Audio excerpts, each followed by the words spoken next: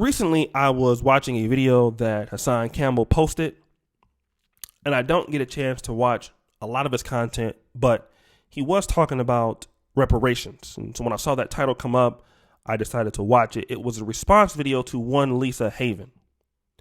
And in this video, a date with death has been set by Democrats. America's final hours have begun. She comes up with some of these pseudo ideas of scare tactics about how the Democrats are going to become socialist leaders. And if blacks get reparations, there's going to be a race war, all of which she has absolutely no proof. Again, this is just scare tactic ideology. But Lisa Haven does not believe that blacks are owed reparations. That's pretty much what she's trying to do. Now, she has to play it safe because she's white. And she cannot come out with a title and say blacks cannot have reparations because her channel will probably be shut down or she'll get a YouTube strike. So she's very savvy in how she positions what she's trying to say by blaming the Democrats for reparations. But really, she doesn't believe that blacks should get them. But she can't directly come out and say it in that tone without somebody calling her racist. So she maneuvers her way around with certain talking points that don't make any sense in my opinion. But Lisa really is trying to say this. Blacks should not get reparations because we need to have a permanent underclass in America to keep America great.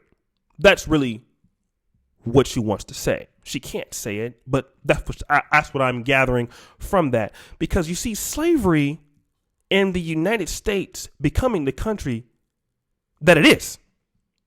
For someone like Lisa Haven, who is white, to get, some of the benefits of being white in America, for some people, would not have happened had it not been for the system of slavery. And see, America became great because they established what is the permanent underclass. And that was not based on height. That was not based on IQ. That was not based on weight. The permanent underclass was based on skin color.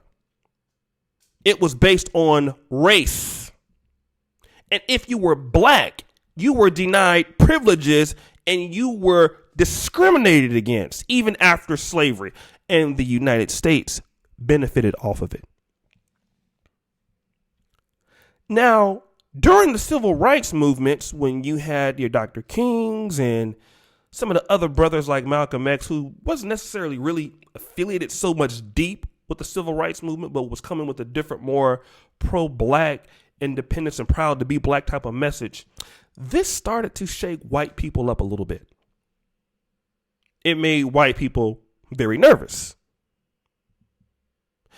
It made white people nervous because white people like Richard Nixon, who talked about this, he was nervous for such rhetoric. They knew that the black people were right. And see, black people were kind of trying to wake up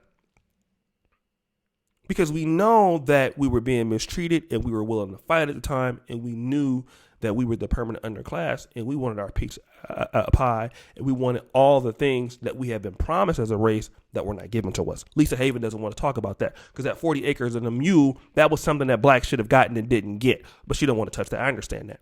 But see, when you hear white people or anybody else who argues against reparations, they want blacks to continue to be in the bottom. Because see, the United States maintains its wealth and its influence by somebody being at the bottom. People want to know why we're so big on immigration. Whether it be illegal like slavery, or whether it be people coming from poor countries to do jobs for little money. Oh, some of these people have no documentation, but they come into the United States and the USA doesn't know anything about it. Oh, the prison population, which used to be a lot of African American people, which still are, and we have 25% of the prison population in the world, in our country. But now you see a lot of Hispanics. And do you know that prison is a big business? There is a need for people to be fucked up in America. That's how our society works. And see, how dare black people How dare you try to get what is owed to you? How dare you try to get at the bottom of your permanent class? You mean that, yeah, you were enslaved. Yeah, the British and then the United States waged a race war on you for 400 years, or however long slavery lasted. Some people would say we were still in a race war right now. Lisa Haven, how dare you? How dare you? And see, a lot of white people are afraid of this reparations piece.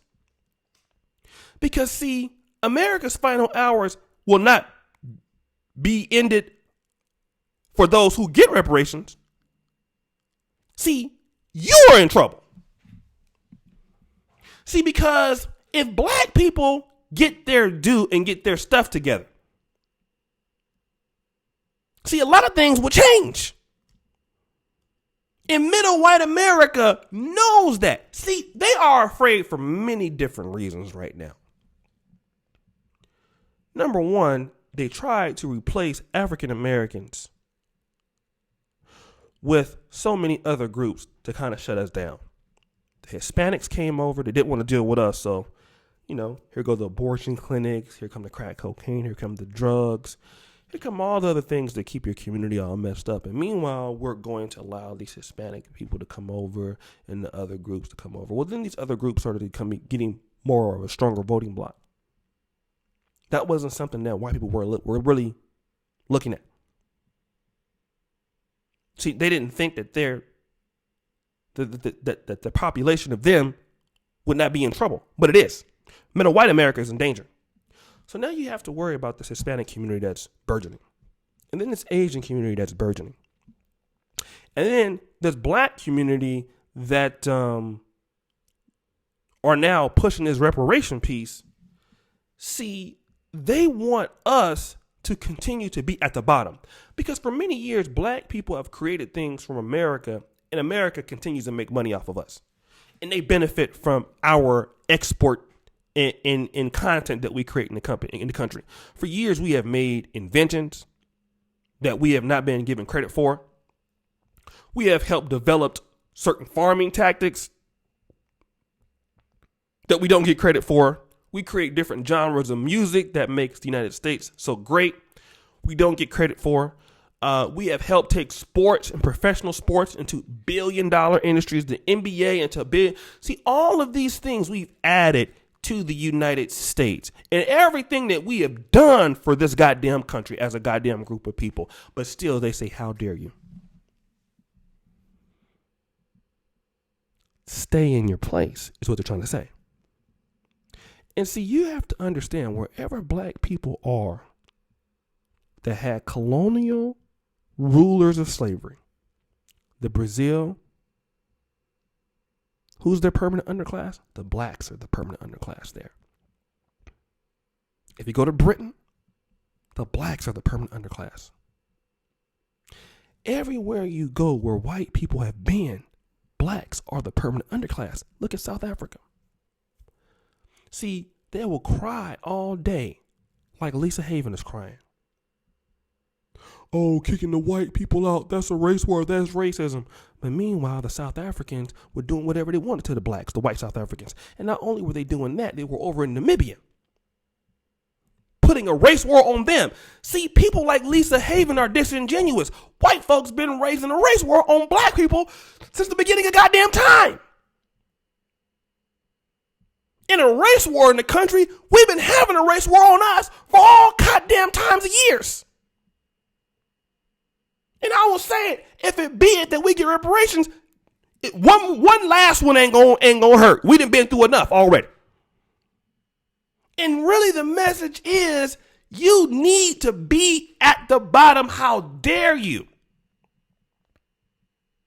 And we want to be absolved as to why you were at the bottom. Listen to what she says. I'll put the link of the video and what she talks about. You have to really understand what Lisa's saying. And the conservative white right, they have a lot of audacity when they talk to black people. or black issues. Some things they should never talk about. They have no business talking about it, and really it's insensitive. And you can really see why you don't get a lot of black Republicans. People like this, they really make it bad for blacks coming into the party. Seriously. And this is from a person who's a conservative, and I identify with a lot of Republican politics. I really do. But Lisa Haven will make a motherfucker go Democrat. Just people like her, they don't need to speak about black issues or reparations. It's not their place. And the reason is that they want to be absolved for anything that they've done. She never talks about in the video, did slavery happen to black people? Are they owed? Was it fair? Should they get something? No. In other words, deal with it. In other words, you aren't owed anything. It's all your fault. And that's the impression that many people will receive from that. And do you know what? It's insensitive. And it is a slap in the face. Because black people have been getting a race war waged on them since they got in this damn country. And that is the truth. But the need for a permanent underclass is you. Because see, you spend the money.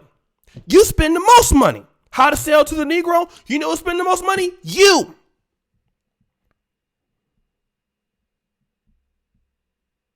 You know who make a lot of things and don't get credit for it? You. You know one of the biggest exports that the USA uses in entertainment out of this country? You. In America don't want to give up their underclass, their permanent underclass. They don't want you to come up. They want you in the rap videos and you on the IG lives twerking and doing whatever they can to make money. That's your job. Your job ain't to be getting reparations. Your job is to be at the bottom and know your place is what they're trying to tell you. But not today.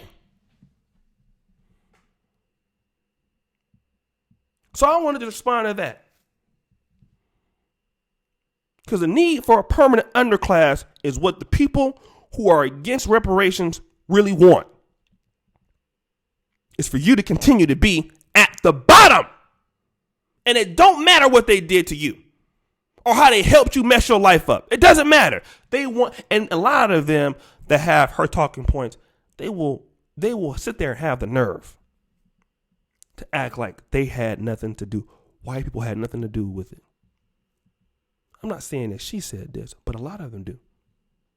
And then you wonder why you don't get blacks into the Republican Party. I'm out.